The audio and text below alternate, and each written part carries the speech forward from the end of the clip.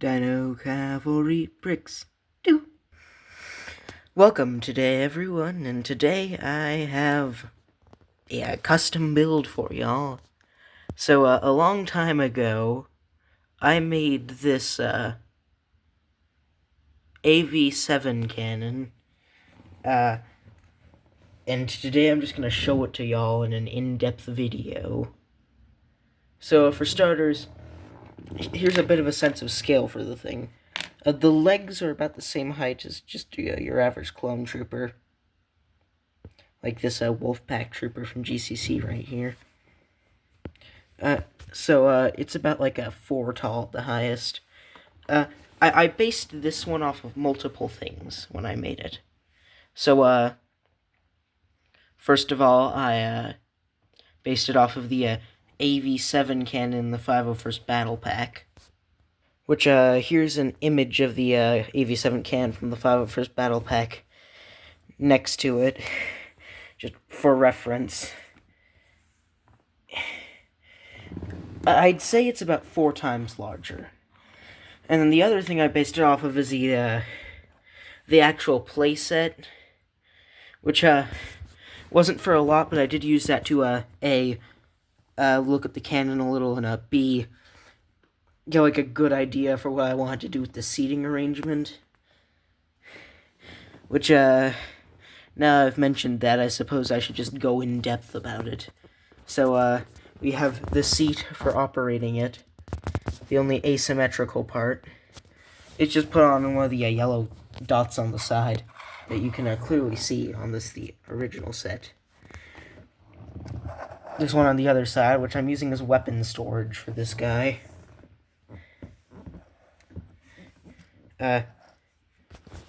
We've got the legs, which are attached using some of these hinge bricks. Oh, it fell. The legs are attached using some of these hinge bricks here.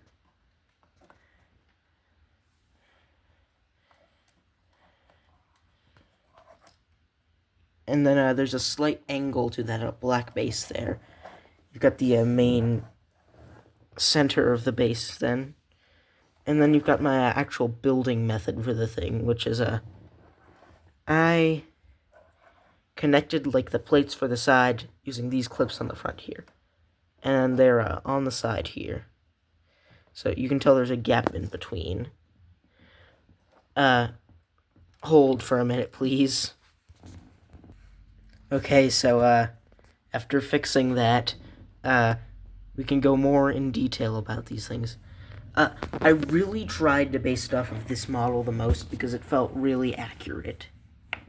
Despite the fact it most certainly is not. So for example, there's the metal things here represented that with the legs. I tried my best to replicate them, which I think I still did a good job of making a bulked out leg that looks fairly accurate. It's actually flatter to the ground than the leg from the original if you look from the right angle.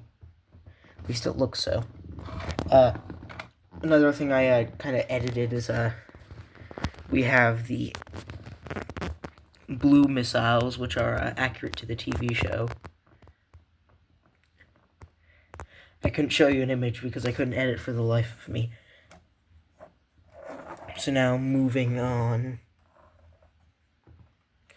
We've got the back of the model, which I really like. I was able to put the flick fire missiles in there with just barely any space poking out. So they're not very obtrusive, but it still has like the functionality. You can see the control panel for the clone too. And this area here, which just looks nice.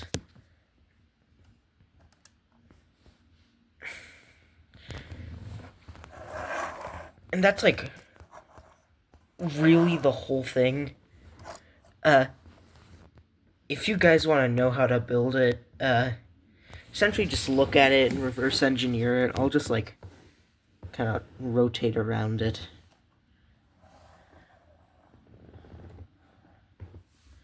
So here's our front view.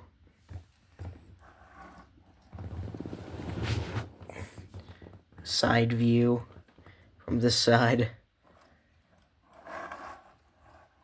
And a back view.